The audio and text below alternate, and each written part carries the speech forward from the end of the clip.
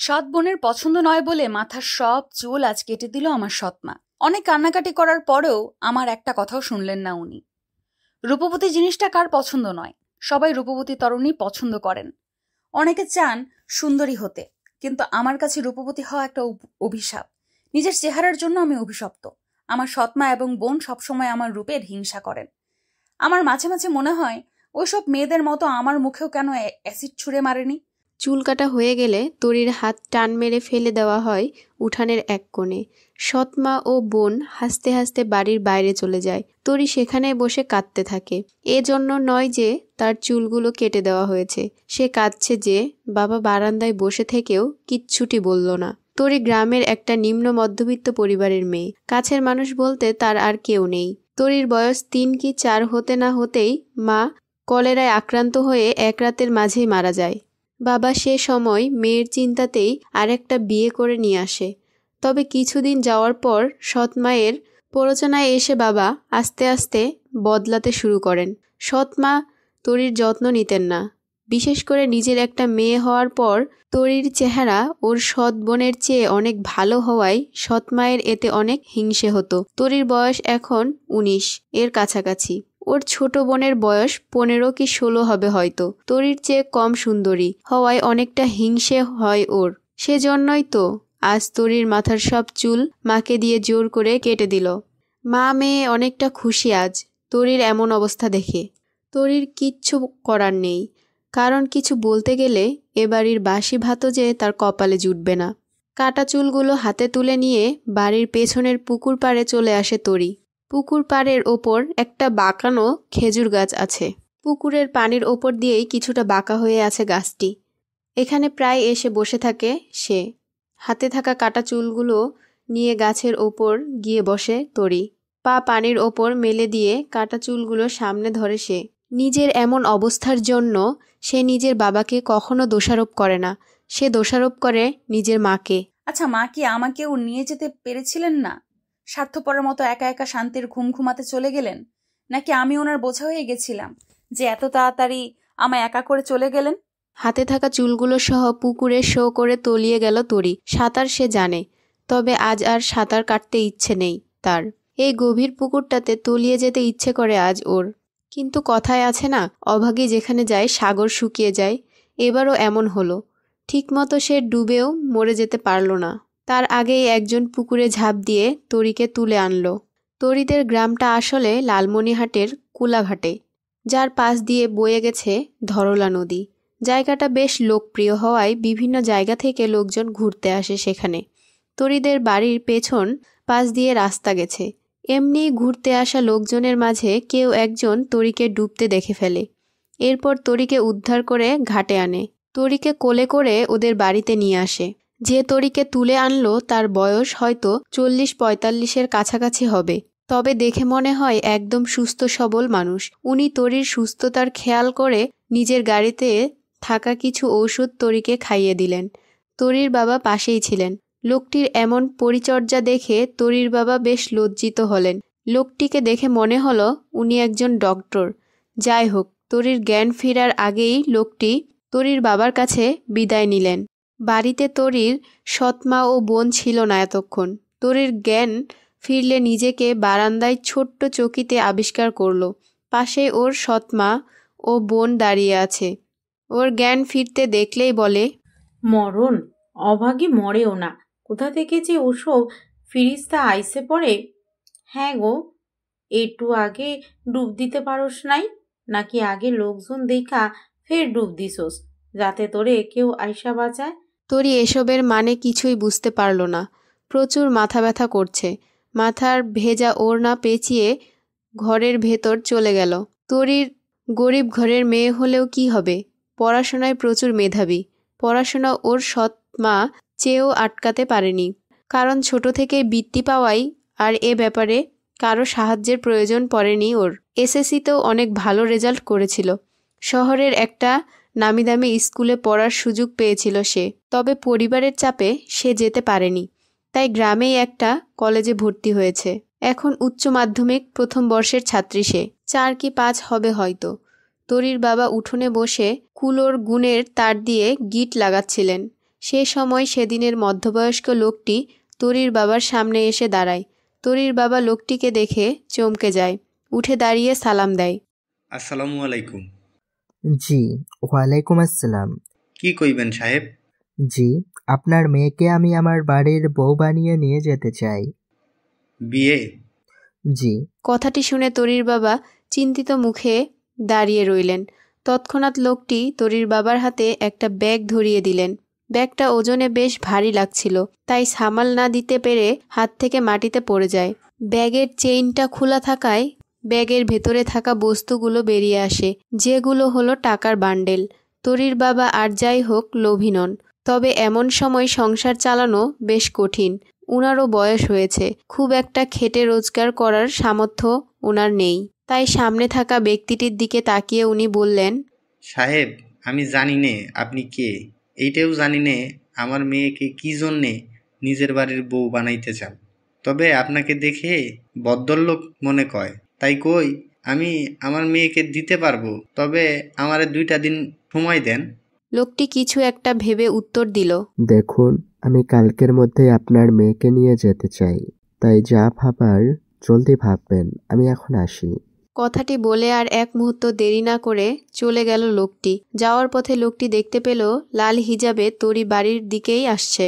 বাড়ির সামনে এত বড় গাড়ি দেখে বেশ বিস্মিত হয় তরি। তাড়াতাড়ি গিয়ে বাড়িতে ঢোকে সে।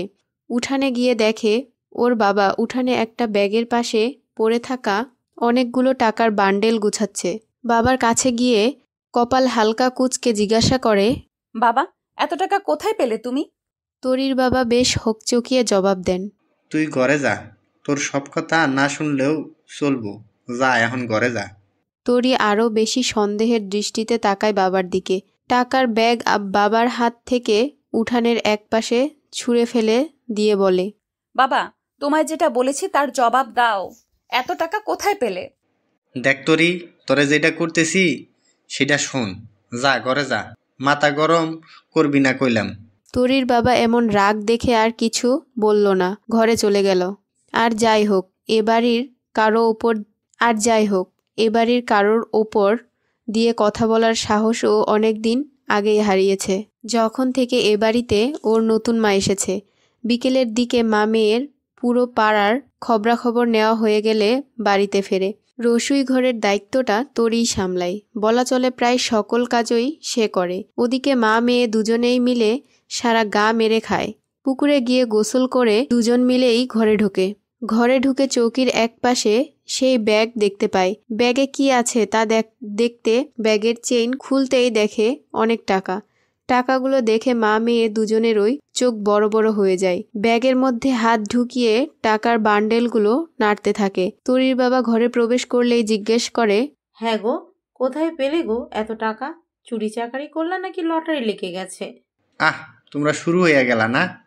আরে, আজ একটা লোক তোরির বিয়ার জন্যে আইছিল, সেই দিয়া গেল এত টাকা। এখন এই টাকাগুলা যদি আজীবনের মতো চাও, তাহলে আগে তোমরা 2জন মিলে তোরিরে বিয়ার জন্যে রাজি করাও, বুঝলা? সকাল সকাল সৎমা ও বোনের আদর খেয়ে তরি হতবম্ব হয়ে বসে আছে। যে মহিলা কালি ওর মাথার চুল কেটে দিল, আজ সে ওর চুলের জন্য আফসোস করছে। হাতে এক বাটি পায়েস, ছানার সন্দেশ আরও কয়েক প্রকারের মিষ্টি এনে তরিকে আদুরে ভাবে খাওয়াচ্ছেন উনি। এতটা আদর তরির মনে কেমন যেন ঝড়ের আভাস দিচ্ছে। কারণ এর আগে যতবার এমন হয়েছে ততবারই কোনো না কোনো গণ্ডগোল হয়েছে ওর জীবনে। খাওয়া বাদ দিয়ে সৎমাকে বলে ওঠে তরি, মা, কিছু হয়েছে? আমাকে এত আদর যত্ন করছেন? নাটকীয়ভাবে সৎমা বলে ওঠে, আর বলিস নে তোরি, আজ তোর বিয়া হইয়ে গেলে তো আর আদর করবার পারুম না, তাই জন্যে আজ তোর পছন্দের মিষ্টিগুলান খাওয়াইতে আনলাম রে। বিয়ে? কার বিয়ে? ওমা, তোর বিয়ে? কি? এমন কিছুর আশঙ্কায় ছিল তরি। অবাক চোখে তাকিয়ে আছে ওর সৎমায়ের দিকে। ওদিকে বোনও মিটিমিটি হাসছে। নিজেকে প্রচুর বোকা মনে হচ্ছে তরির। এটা ছাড়া এ বাড়িতে আর কী বা আশা করতে পারে ও? এর প্রতিরোধ কখনোই করতে পারবে না সে জানে। এটাও বোঝার বাকি নেই কালকের টাকাগুলো কিভাবে এসেছে। বাকি রইল নিজের বাবার কথা। আচ্ছা, নিজের মেয়েকে তাহলে বিক্রি করে দেওয়াটাই খুবই গর্বের ব্যাপার। সব চিন্তাভাবনা মাথা থেকে দূর করে দিয়ে তরি ওর সৎমাকে উদ্দেশ্য করে বলে, আমি কোনো বিয়ে টিয়ে করতে পারবো না। কথাটি শুনে মুহূর্তের মাঝেই ওর সৎমায়ের মুখ কালো হয়ে গেল। রাগান্বিত স্বরে বলল, বিয়ে করবি না মানে? করবো না ব্যাস, তোমরা আমায় জোর করতে পারবে না। মরণ, তুই বিয়ে করবি না তোর ঘাড় করবে। শোন তরি, আজ তোরে বিয়ে করে নিয়ে যাবে। কোনো গন্ডগোল পাকালে তোরে জন্মের শিক্ষা দিয়ে দিব। চল মিলি। কথাগুলো শরীরে কাটার মতো বিঁধল। কিছু করার নেই। সৎমায়ের স্বভাব সম্পর্কে খুব ভালো করে জানে। যদি ওনার কথা মতো না চলে তাহলে হয়তো তরির অবস্থা আরও খারাপ করে দিতে পারে। মন চায় পালিয়ে যেতে, কিন্তু তাও করতে পারবে না সে, কারণ অতটা সাহস ওর মাঝে নেই। আর কোথায় বা যাবে? কী বা করবে? কোথায় থাকবে? এত কিছুর মাঝে আরও একটা জিনিস ওর মাথায় ঘুরপাক খাচ্ছে। আচ্ছা, কে এত টাকা দিয়ে আমায় কিনে নিল? শেষোক্ত কথাটি মনে করে নিজের অজান্তেই চোখের কোণে জল চলে আসে তরির। পরনে বোরখা ও মাথায় হিজাব পরে নিজের ঘরে বসে আছে তরি। একটু আগেই রেজিস্টার পেপারে সাইন করলো সে। এখন চলে যেতে হবে ওর। একদম স্তব্ধ হয়ে বসে আছে সে।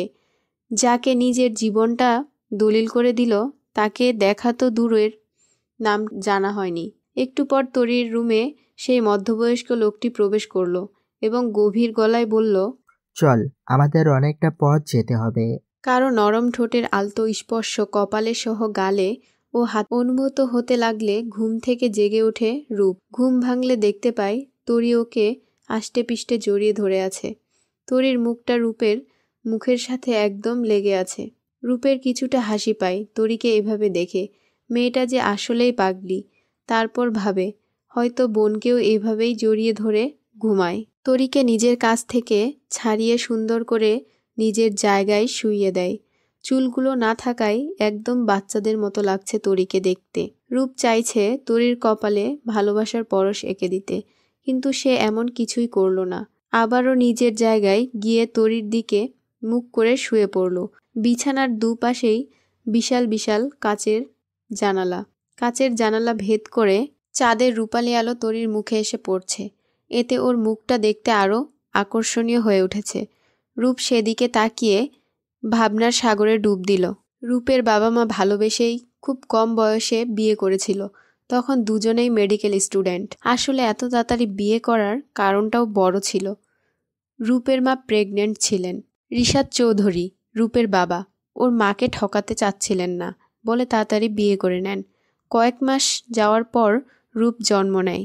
তবে রূপের মা নিজের ক্যারিয়ার ঠিক করার লক্ষ্যে রূপের বাবার সাথে ঝামেলা করেন। এরপর রিশাদ চৌধুরীর অনিচ্ছা সত্ত্বেও দুজনে আলাদা হয়ে যেতে হয়। রূপের মা চায়নি রূপকে নিতে, তাই রূপ তার বাবার কাছেই বড় হতে থাকে।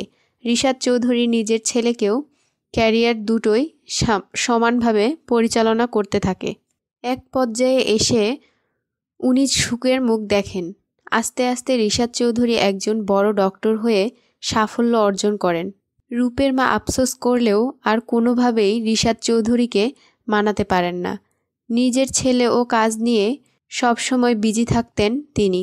রূপ ছোটবেলা থেকেই বাবা মায়ের মতো প্রচুর মেধাবী, তাই তো এখন সে ঢাকা মেডিকেল কলেজে ইন্টার্নি করতে পারছে। মায়ের শূন্যতা রিশাদ চৌধুরী কখনোই উপলব্ধি করতে দেয়নি রূপকে। রূপ কখনো মায়ের কাছে যেতে চায়নি।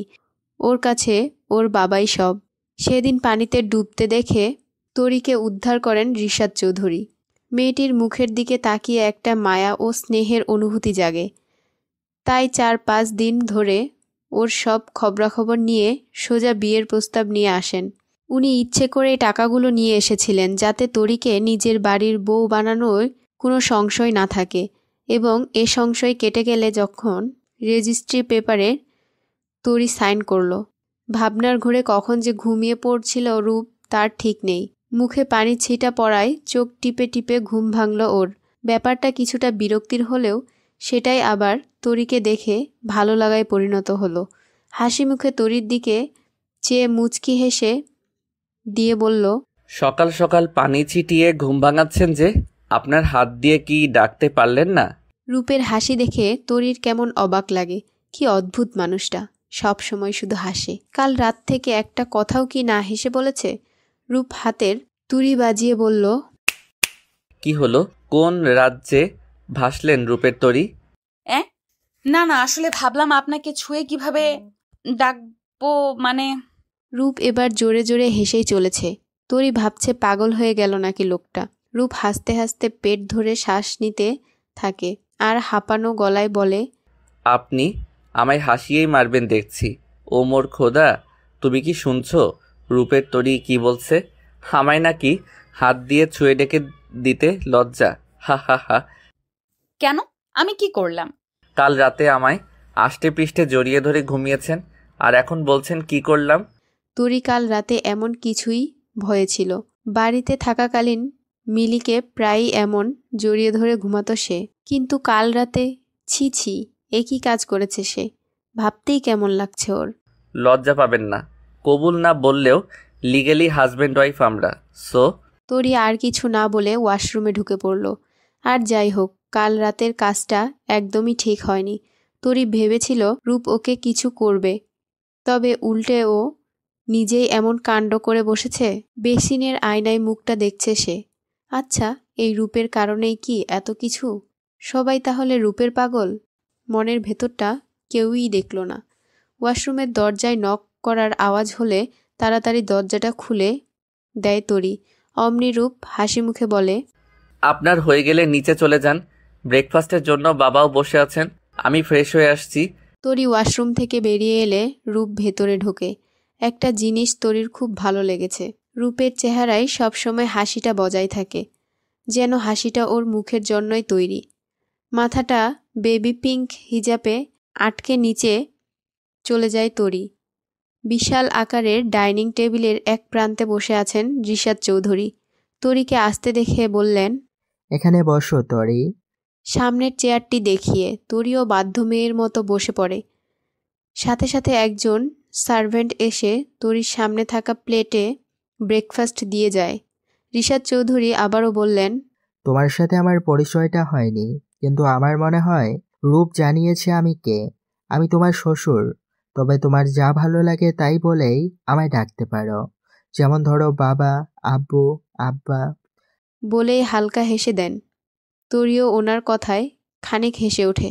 আচ্ছা তরিমা, তোমার একটা কথা বলার ছিল। তরি ওনার দিকে তাকিয়ে বলল, জি বাবা, বলুন। কাল থেকে তুমি কলেজে যাবে। আমি তোমার যাবতীয় পড়াশোনার ব্যাপারে এখানকার একটা কলেজ ঠিক করেছি। কাল থেকে তুমি সেখানে যাবে। কলেজ কথাটি শুনে মন আনন্দে নেচে ওঠে তরির। এখন তো নিজের শ্বশুরকে মাথায় তুলে নাচতে ইচ্ছে করছে ওর। আর যাই হোক, পড়াশোনা করতে পারবো, এটাই যথেষ্ট। কিন্তু বাবা, আমায় কে নিয়ে যাবে? মানে, আমি তো এখানকার কিছুই চিনি না। তরিমা, এত বকা হলে কি করে হবে বলতো? তোকে তো রূপ দিয়ে আসবে, তবে আসার সময় আমাদের যে কোনো একটা ড্রাইভার তোমায় গিয়ে আনবে, কেমন? ও, তাহলে ঠিক আছে। রূপ সিঁড়ি বেয়ে নামতে নামতে তরির দিকে তাকায়। তরির মাঝে এতটাই বিভোর হয়ে যায় সে, হোঁচট খেয়ে পড়ে যায়। হালকা মাজায় ব্যথা পায় সে। তরি ব্যাপারটা দেখে প্রথমে হেসে ওঠে এবং বলে, রাস্তা দেখে চলা উচিত। রুমে যাওয়ার পর একা থাকায় নাচানাচি শুরু করে দেয় তরি। আবার নিজের প্রিয় বন্ধুদেরকে ফিরে পাবে সে। বাহ, কি মজা! বই ছাড়া তরি আর তরি ছাড়া বই কেমন যেন ফিকে ফিকে লাগে। যতই হোক সম্পর্কটা ছোট থেকে গভীর অনেক। রূপ ব্রেকফাস্ট শেষ করে রুমে এসে তরির এমন কাণ্ড দেখে হাসতে শুরু করে দেয়। তরি তখন বুঝতে পারল রূপ দরজার পাশে দাঁড়িয়ে আছে। ওর কান দিয়ে ধোঁয়া বেরোতে শুরু করলো। ইস রে, আবারও ওনার সামনে কি করলাম আমি? তবে উনি না খেয়ে রুমে এলেন যে? আচ্ছা, আপনি না খেয়ে চলে এলেন যে? না খেয়ে কোথায় এলাম? খেয়েই তো এলাম। এত তাড়াতাড়ি? আমি একজন ডক্টর, এবং একজন ডক্টরের অনেক টাইম মেনটেন করে চলতে হয়। খাওয়ার বিষয় থেকে শুরু করে আমি সকল কাজ তাড়াতাড়ি করে করতে পছন্দ করি। ও। বিছানার উপর এতক্ষণ বসেছিল তরি। ঘুম থেকে ওঠার পরপরই কিছুটা শরীর খারাপ লাগছিল ওর। এখন ব্যাপারটা আরও বেশি খারাপ লাগছে। মাথা ব্যথা করছে খুব। বিছানা ছেড়ে উঠে গিয়ে সেলফের ওপর থাকা ওষুধের বক্স থেকে একটা নাপা এক্সট্রা খেয়ে নেয়। রূপ তরির একটা জিনিস খেয়াল করেছে, তবে বলতে পারছে না। মাথা নিচু করে দাঁড়িয়ে আছে সে। ওষুধ খাওয়া হয়ে গেলে বিছানার একপাশে গিয়ে শুয়ে হেলান দিয়ে বসে পড়ে। এরপর কিছু একটা দেখে চোখ বন্ধ করে চিৎকার দেয়। না। সাদা বিছানার চাদরে রক্তের দাগটা স্পষ্ট। তরি নিজের জায়গায় বসে চোখ বড় বড় করে তাকিয়ে আছে সেদিকে। ওর বুঝতে বাকি নেই দাগটা কিসের। হয়তো এমন কিছুর জন্যই মাথা ব্যথা করছে ওর। এই মুহূর্তে এতটা লজ্জা লাগছে তরির যা বলে বোঝানো যাবে না। দরজার সামনেই দাঁড়িয়ে আছে রূপ। রূপ অবশ্য চোখ নামিয়ে রেখেছে। তরি একবার রূপের দিকে তাকালো। চোখে চোখ পড়তেই রূপ তাড়াতাড়ি করে রুমের দরজাটা লাগিয়ে চলে গেল। নিজের এমন অবস্থার জন্য এই মুহূর্তে তরির কোনো রকম প্রস্তুতি নেই, কারণ এ বাড়িতে আসার আগে নিজের সমস্ত জিনিসপত্র সেভাবে গোছায়নি সে। বেডশিটের ওপর ব্লাড দেখেই গায়ে কেমন কাটা দিয়ে উঠেছে। কোনো কিছু চিন্তা না করেই বিছানা থেকে নেমে একটানে বেডশিটটা নিয়ে দৌড়ে ওয়াশরুমে চলে যায়। বেডশিটটা কাচতে কাচতে এক পর্যায়ে তরি নিজেই ভিজে যায়, তাই একই সাথে গোসলটাও সেরে ফেলে। তবে এবার সে পড়ল আসল ঝামেলায়। তড়িঘড়িতে জামাকাপড় ও শাড়ি নিয়ে আসতেই ভুলে গেছে সে। এবার উপায়? আচ্ছা, উনি তো এখন রুমে নেই, তাহলে তোয়ালেটা পেঁচিয়ে আমি কাপড় চোপড় নিয়ে আসি। মনে মনে ফোন দিয়ে আসছে তরি। ওর যা ভাবা তাই কাজ। গায়ে টাওয়াল পেঁচিয়ে ওয়াশরুম থেকে বেরিয়ে আলমারির সামনে এসে দাঁড়ায় সে। কিন্তু কি আর করার, মুখোমুখি তো হতেই হবে পরের দুজনকে, তাই না? স্যানিটারি ন্যাপকিন এর প্যাকেট হাতে দরজা খুলে রুমে প্রবেশ করে রূপ। রুমে ঢোকার পর তরিকে এমন অবস্থায় দেখে চিৎকার দেয়। তরিও রূপকে খেয়াল করার পর জোরে চিৎকার দেয়। এরপর ন্যাপকিনের প্যাকেটটা ফ্লোরে ফেলে দিয়ে নিজের রুম থেকে দৌড়ে বেরিয়ে আসে রূপ। লাইফে ফার্স্ট টাইম ওর সাথে এমন কোনো ঘটনা ঘটল। তরি আলমারির সামনে একদম স্ট্যাচু হয়ে দাঁড়িয়ে আছে। কাল থেকে ওর সাথে কী সব আজব আজব ঘটনা ঘটছে। তবে আজ তো তরির ইচ্ছে করে ব্যালকনি থেকে ঝাঁপ দিতে, কিন্তু পরনে তোয়ালে থাকায় সেটা পারল না। রূপের এই কাজটা তরির খুবই ভালো লেগেছে। হয়তো রূপও জানতো ওর এমন কিছুর প্রস্তুতি নেই এই মুহূর্তে, তাই হয়তো সঙ্গে সঙ্গে ন্যাপকিন নিয়ে এলেন। একটা মুচকি হেসে ফ্লোরে পড়ে থাকা ন্যাপকিনের প্যাকেটটি হাতে তুলে জামাকাপড় নিয়ে আবারও বাথরুমে চলে যায় সে। রুমের বাইরে প্রায় অনেকক্ষণ দাঁড়িয়ে আছে রূপ।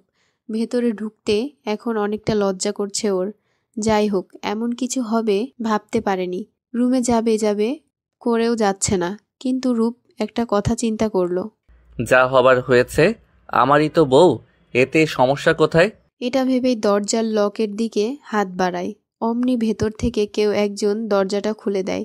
নীল রঙের থ্রি পিস ও সাদা ওড়নাটি মাথায় জড়ানো, চোখে মুখে বিন্দু বিন্দু জলের ফোঁটা লেগে আছে। সে কারণে তরির চেহারাটা আরও আকর্ষণীয় ও নেশা ধরানো লাগছে। রূপ মলিন চেহারায় তরি দেখে যাচ্ছে। নামটাও ভুল দেয়নি তরিকে। আসলেই এ হলো এক রূপের তরি। আজ পর্যন্ত কল্পনার জগতে ভেবে আসা সকল পরীদের রানী এই তরি। তুড়ি বাজানোই রূপ ভাবনার জগৎ থেকে বাস্তব জগতে ফেরে রূপ। ধন্যবাদ আপনাকে। রূপ কিছুটা কপাল কুঁচকে তরিকে বলল, ধন্যবাদ। আমার সমস্যাটা বোঝার জন্য। তো এতে ধন্যবাদ দেওয়ার কি আছে? আমি এমনিতেও এমন সব ছোট ছোট কাজ করে থাকি। কোমরে হাত রেখে বুক ফুলিয়ে বলল রূপ। তরি হেসে দিল। এদিকে হৃদয় জুড়ানো হাসি। তরির হাসি দেখে রূপের পালস রেট বেড়ে যাচ্ছিল। এতটা সুন্দর করেও যে কেউ হাসতে পারে তা তরিকে না দেখলে বুঝতই না সে। আচ্ছা হয়েছে, আর শুনুন, এভাবে হাসবেন না প্লিজ। করুণভাবে তরিকে বলল রূপ। তরি ঠোঁট উল্টে চোখ গোল গোল করে ঘুরিয়ে বলল, কেন, হাসলে কি আপনার কানের সমস্যা হবে? রূপ মনে মনে উত্তর দিল, তুমি কি করে বুঝবে আমার রূপের তরি? ওভাবে হাসলে যে হৃদস্পন্দন বেড়ে যাচ্ছে, এরপরের বার মরেও যেতে পারি। বুকের বাঁ পাশে হাত রেখে কথাগুলো মনে মনে বলছিল রূপ। তরির কণ্ঠে আবারও চোখ মেলে তাকায়। আপনি কি এখানেই দাঁড়িয়েছিলেন? কি? না মানে মাত্রই তো আসলাম, আমি তো নিচে ছিলাম। সত্যি তো? তো আপনার কি মনে হয় আমি আপনাকে আবার টাওয়েলে মোড়ানো দেখতে দাঁড়িয়ে থাকবো? তরির দিকে কিছুটা ঝুঁকে দুষ্টু হেসে কথাটি বলল রূপ। তরি খানিকটা লজ্জা পায়, কারণ মনে মনে ও এটাই ভেবেছিল। রূপ ওকে পাশ কাটিয়ে রুমে ঢুকে পড়ে। আলমারি থেকে কাপড় চোপড় বের করে বিছানায় রাখতে রাখতে বলে, আমি একটু পর বের হব, ফিরতে রাত হতে পারে। আপনারা একা থাকতে কোনো সমস্যা হলে আন্টিকে ডেকে নেবেন। আচ্ছা। আপনার যদি কিছু দরকার হয় আমায় বলে দেবেন, আমি আসার সময় নিয়ে আসব। তরি মুখ ফুঁসকে বলে দেয়। এখানে ফুচকা পাওয়া গেলে ফুচকা নিয়ে আসবেন। বলার পরপরই জিহব্বায় কামড় দেয় সে। মনে মনে ভাবে, থুর, কি যে বলে ফেললাম, এখন তো আমায় খাদক ভাববে। তরির কথায় সে হেসে দেয়। মেয়েটা যতটা পাগলি ততটাই বোকা, আর খুবই কিউট। এতটা কিউট যেন সুন্দর কোনো নিষ্পাপ শিশুদের মতো। এরপর আর দেরি না করে টাওয়ালটা নিয়ে ওয়াশরুমে চলে যায় রূপ। গোসল শেষে প্রতিদিনের মতোই টাওয়াল পেঁচিয়ে ওয়াশরুম থেকে বেরিয়ে আসে রূপ। বিছানার ওপর বসে নখ কাটছিল তরি। রূপকে ওভাবে ওয়াশরুম থেকে বেরিয়ে আসতে দেখে চোখ বন্ধ করে নেয় সে। উন্মুক্ত ফর্সা বুক ও পিঠ দেখতে দারুণ লাগছে রূপকে। তরির চোখ বন্ধ করে দেখে রূপ হেসে দেয়। এই যে রূপের তরি, চোখ বন্ধ করলেন যে? মানেটা কি? হ্যাঁ, আপনি এইভাবে আমার সামনে আসবেন আর আমি চোখ খুলে আপনাকে দেখবো? তোর সমস্যা কোথায়? আমি তো আর অন্য কেউ নই, তাই না? আচ্ছা, আপনার কি লজ্জা লাগছে না এভাবে আমার সামনে দাঁড়িয়ে আছেন? লজ্জা লাগবে কেন? আপনি তো আর অন্য মেয়ে নন, আপনি তো আমার বউ। তো লজ্জা কোথা থেকে আসবে? ইস, আমার এখানে থাকা ভুল হয়েছে। আপনি জামা কাপড় পরুন, আমি গেলাম। চোখ বন্ধ করেই দরজার বাইরে দৌড় দেয় তরি। রূপ ওকে দেখে হেসে বাঁচে না। হসপিটালে আজ একটু চাপ কম। অন্য দিনের মতো আজকে তেমন কোনো ক্রিটিক্যাল পেশেন্ট আসেনি। ওয়ার্ডে গিয়ে আগে পেশেন্টদের ফাইলগুলো দেখছিল রূপ। ইন্টার্নি করলেও ওর চিকিৎসা দেখে মনে হবে কত অভিজ্ঞ ডাক্তার। তাই তো বড় বড় ডাক্তাররাও সার্জারি বা বড় কোনো অপারেশন করতে গেলে রূপকে সাথে রেখে কাজ করেন। হসপিটাল বা পেশেন্ট সংক্রান্ত কোনো বিষয় হলে রূপের অন্য কোনো দিকে খেয়াল থাকে না। ফাইলগুলো দেখার মাঝে এতটাই বিভোর ছিল যে পেছন থেকে একজন ডেকে যাচ্ছে তা টেরই পায়নি সে। ওয়ার্ডের দরজার পাশে গালে হাত দিয়ে দাঁড়িয়ে আছে মৃধা। মৃধা বলা চলে রূপের বেস্ট ফ্রেন্ড। ওরা দুজনেই মেডিকেল কোর্স একসাথে কমপ্লিট করেছে। এখন পর্যন্ত একসাথে আছে দুজনে। এমন বন্ধুত্ব আজকাল খুবই কম দেখা যাবে। তবে রূপের বিয়েটার ব্যাপারটা এখনও জানে না সে, কারণ তড়িঘড়িতে বলা হয়ে ওঠেনি। এত ডাকার পরও যখন উত্তর দিল না, তখন পেছন থেকে এসে মাথায় একটা বাড়ি মেরে দিল মৃধা। রূপ জানে যে এটা মৃধার কাজ, তাই পেছনে না ফিরে ফাইল দেখায় মন দিল সে। ওই, তুই সবসময় কাজ নিয়ে এত বিজি থাকিস কেন বলতো? তোর অত শুনতে হবে না, যা গিয়ে কাজ কর। ধুর, সবসময় কাজ করতে ভালো লাগে? তোর এই আলসেমির জন্যই তো রোগীদের 12টা বেজে যায়। আচ্ছা বাদ দে, তোর কাজ শেষ? এই তো, এই ফাইলটাই দেখা বাকি আছে। এবার বল। চল ক্যান্টিনে যাই। ও চল, তোকেও কিছু বলবো। কালই বলতাম, কিন্তু খেয়াল ছিল না। দুজনে মিলে ক্যান্টিনে চলে যায়। মৃধা ভ্রু নাচিয়ে জিজ্ঞাসা করে, হ্যাঁ রে, কি এমন বলতে চাইছিলি? নাকি না জানিয়ে বিয়ে টিয়ে করে ফেললি? কথাটি বলে হাসতে থাকে মৃধা। রূপ কিছুটা ঘাবড়ে আছে, কারণ এ কথা যদি মৃধা জানে তো ওকে একবারে মেরে কিমা বানিয়ে দেবে। ভয়াত্ম কণ্ঠে বলে, কাল আমি বিয়ে করেছি। মৃধা কথাটি শুনে আরও জোরে জোরে হাসতে থাকে। ওকে দেখে মনে হচ্ছে রূপ যেন একটা মজার জোকস শোনালো ওকে। হাসিটা কন্ট্রোল করার চেষ্টা করে মৃধা বলে, হ্যাঁ রে, তাই নাকি? আমিও তো কাল হানিমুন থেকে ফিরেছি। আবারও হাসতে থাকে সে। এরপর রূপ ওকে একটা ধমক দিয়ে চুপ করিয়ে দেয়। এর পুরো ঘটনা খুলে বলে। মৃধা মনোযোগ দিয়ে শোনার পর রূপের দিকে অগ্নি দৃষ্টিতে তাকায়। নিজের চেয়ার ছেড়ে রূপের পিঠে দুমদাম করে কিল দিতে থাকে। ওকে না জানিয়ে বিয়ের ফল পাচ্ছে হয়তো রূপ। এরপর বিয়ের ট্রিট হিসেবে একটা রেস্টুরেন্টে ঢুকে এক গাদা খাবার অর্ডার করে তবেই শান্ত হয়। বাড়ির পথে আসার সময় রূপের মনে পড়ে তরি ফুচকার কথা বলেছিল।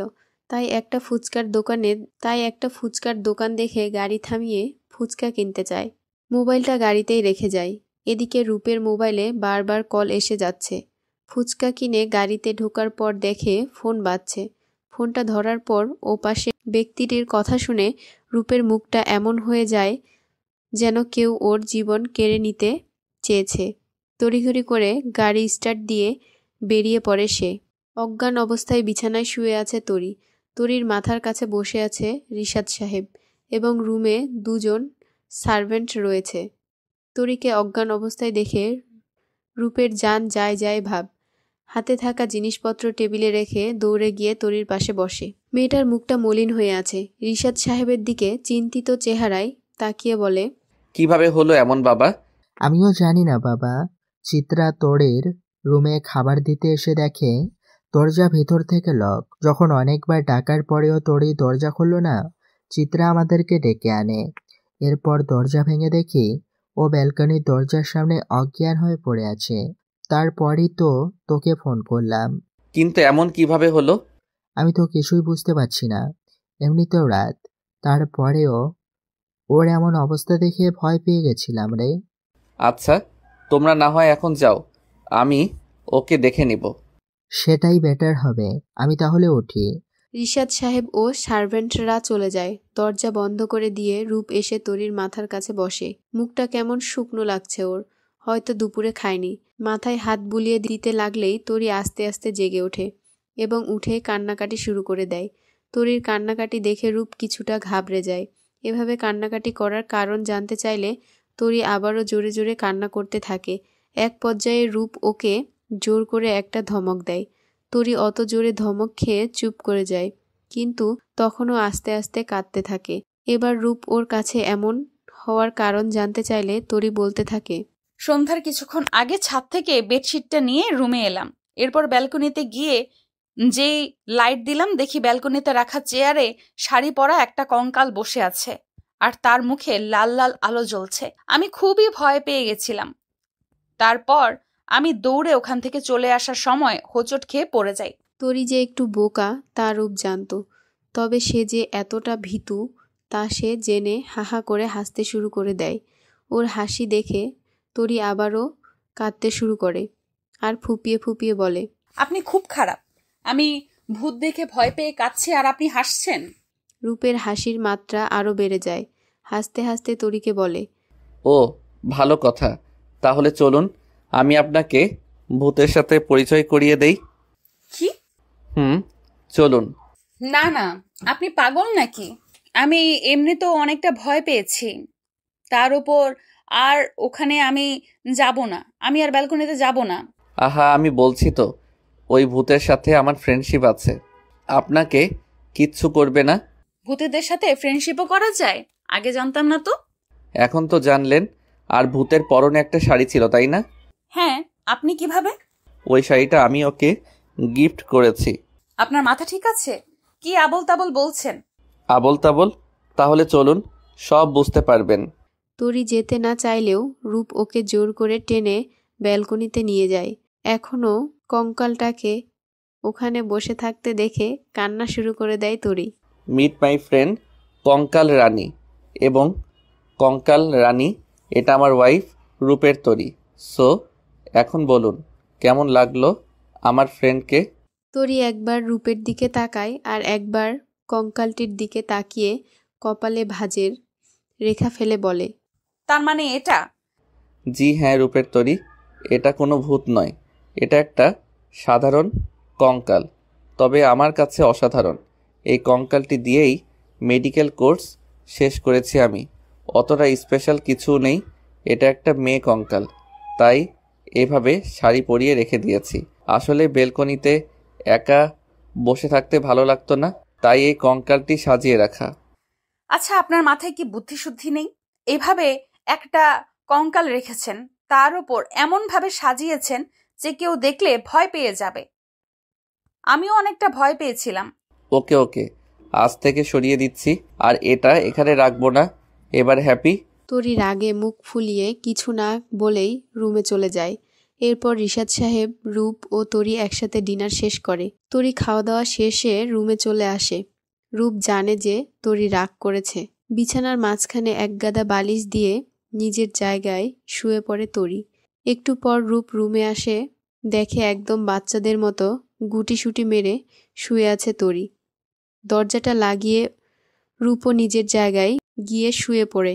মাঝরাতের দিকে দাঁত কড়মড় করার আওয়াজে রূপের ঘুম ভেঙে যায়। এমনিতেও ওর ঘুম খুব হালকা। ল্যাম্পের সুইচটা দিয়ে পাশে তাকায় রূপ, দেখে তরি ঠান্ডায় কাঁপছে। ওর মাথায় হাত দিয়ে দেখে গা গরমে পুড়ে যাচ্ছে। রূপ মনে মনে চিন্তা করলো, পাগলি তাহলে আসলেই অনেক ভয় পেয়েছে, নইলে এত জ্বর আসতো না। এরপর রূপ উঠে গিয়ে একটা বাটিতে পানি ও নিজের রুমাল নিয়ে আসে এবং সেগুলো দিয়ে তরির কপালে জলপট্টি দিতে থাকে। এভাবে সারা রাত তরির মাথার কাছে বসে সব কিছুই করে, জ্বর কমানোর জন্য যা যা করতে হয়। তখন তরির জ্বর কমে গেলে এক পর্যায়ে তরির পাশেই ঘুমিয়ে পড়ে রূপ। সকালবেলা তরি ঘুম থেকে উঠে দেখে রূপ ওকে জড়িয়ে ঘুমিয়ে আছে। রূপকে ওভাবে দেখে তরি কিছুটা ভয় পেয়ে যায়। রূপ ওকে খারাপ কিছু। তরি তাড়াতাড়ি করে বিছানা ছেড়ে উঠে একটা চিৎকার দেয়। তরির চিৎকার শুনে রূপের ঘুম ভেঙে যায়। ধরফরিয়ে ঘুম থেকে উঠে তরিকে জিজ্ঞাসা করে, আপনি ঠিক আছেন? ঠিক আছেন মানে? আপনি আমায়... কি আপনাকে? আপনাকে তো আমি ভালো মানুষ ভেবেছিলাম, কিন্তু আপনি যে এমন তা জানতাম না। ছি! আমি কি করেছি বলবেন তো? আপনি আমাকে ওভাবে... আমার তো বলতেও লজ্জা লাগছে। দেখুন, আপনি হয়তো ভুল কিছু নিয়ে কথা বলছেন। আমি নিজের চোখে দেখেছি, আর আমি ভুল বলবো? তবে এটা নিয়ে ও শিওর কোনো খারাপ কিছু সে করেনি তরির সাথে। হয়তো তরির পাশে ঘুমিয়ে যেতে পারে, কারণ রাত জাগা হয়েছে কাল। দেখুন, আপনি আমার থেকে 10 হাত দূরে দূরে থাকবেন। এসব নিয়ে কোনো ঝামেলা না করাই ভালো বলে মনে হয় রূপের, তাই হাসি মুখে জবাব দেয়, ঠিক আছে, এখন ফ্রেশ হয়ে রেডি হয়ে নিন, আপনার কলেজে আজ প্রথম দিন। কথাটি বলে বিছানা ছেড়ে উঠে যায় রূপ। রূপের এমন জবাবের প্রতি উত্তরে কি বলা উচিত তরির তা সে জানে না। তবে ওর কাছে মনে হয় মানুষটা খুব অদ্ভুত। এখন যেহেতু তরি ওকে বলে দিয়েছে দূরে দূরে থাকতে, সেহেতু আর কোনো চিন্তা নেই।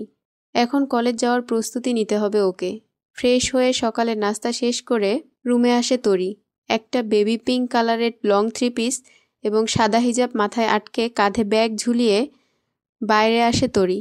গাড়ির সামনে হেলান দিয়ে থাকা রূপ কালো জিন্স, হালকা গোলাপি শার্ট পরেছে, চোখে সানগ্লাস ও হাওয়ায় উড়তে থাকা সিল্কি চুলগুলো, সব মিলিয়ে আজ রূপকে অসাধারণ লাগছে দেখতে। তরি রূপের দিকে একবার তাকিয়ে অন্যদিকে চোখ ঘুরিয়ে নেয়। তরিকে দেখে রূপ একটা মুচকি হাসে। গাড়ির সামনের সিটের দরজাটা খুলে দেয় তরির জন্য। তরি সেদিকে না গিয়ে পেছনের সিটের দরজাটা খুলতে থাকে, কিন্তু দরজাটা খুলতে অক্ষম হয় সে।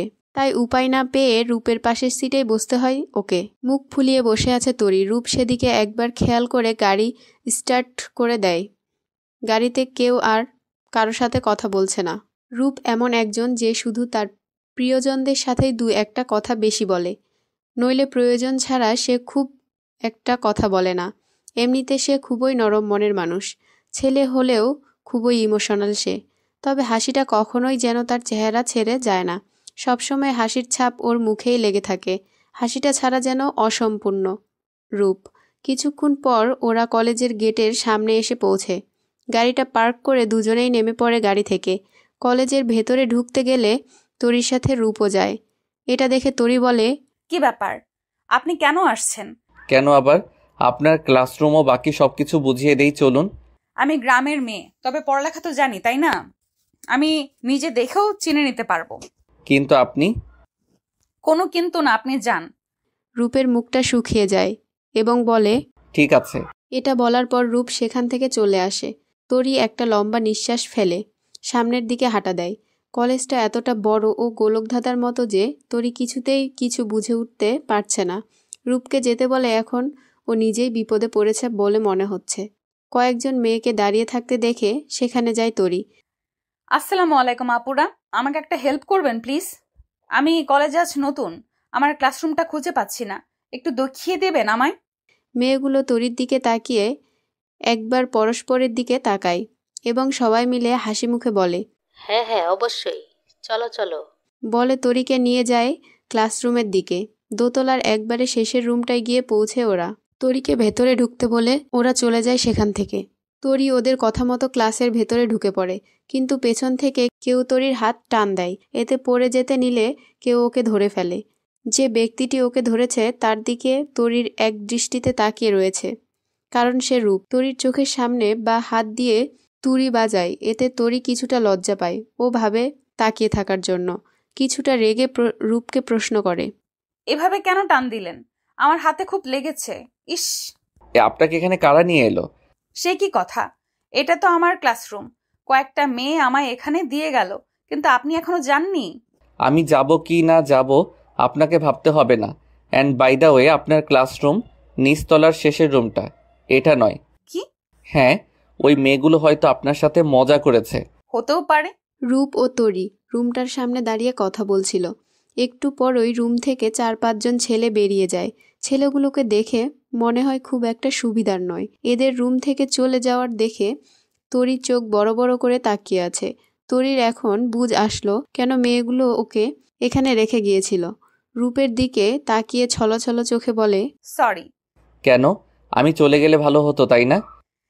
দয়া করে ওভাবে বলবেন না, আমার ভুল হয়ে গেছে, মাফ করে দিন প্লিজ। এভাবে বললে করব না। আমার একটা শর্ত আছে। কি শর্ত? আমার বন্ধু হতে হবে। হো, এই শর্ত? আমি তো রাজি। তরি আগে হাত বাড়িয়ে দেয় রূপের দিকে। রূপ আস্তে করে তরির কোমল হাতটি ধরে একসাথে ক্লাসের সামনে এসে দাঁড়ায়। তরি রূপের দিকে হাসি মুখে তাকিয়ে বিদায় দিয়ে ক্লাসরুমে ঢুকে পড়ে। তরির রুমে ঢুকে গেলে রূপও চলে আসে সেখান থেকে। এটা ভেবে এসে খুবই খুশি। আর যাই হোক, ফ্রেন্ডশিপ তো হলো। এখন নিজের কাছে নিজেই খারাপ লাগছে তরির। কত কথা আজ সকালে শুনালো সে, মনে মনে বলছে, যদি আজ উনি চলে যেতেন তাহলে আমি আর নিজের মাঝে ফিরতে পারতাম না। ক্লাসরুমে ঢোকার পরে সে দেখে তখনকার মেয়েগুলো। আপনারা তো খুব বজ্জাত দেখছি। একটু সাহায্য কি চাইলাম, উল্টে আপনারা আমায় বিপদে ফেলতে চাইলেন।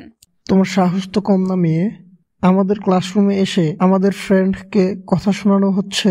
কথাগুলো শুনে তরির রাগ হয়ে যায়, সাথে সাথে জবাব দেয় সে, ও, সাহায্য চাইলে আমাকে ভুলভাল জায়গায় দেখাবে আর আমি মনে হয় তার সেবা করব? যা করেছি বেশ করেছি। পরের বার আমার সাথে এমন কোনো মজা করলে আবারও বলবো। আসছে কোন নাটের গুরু।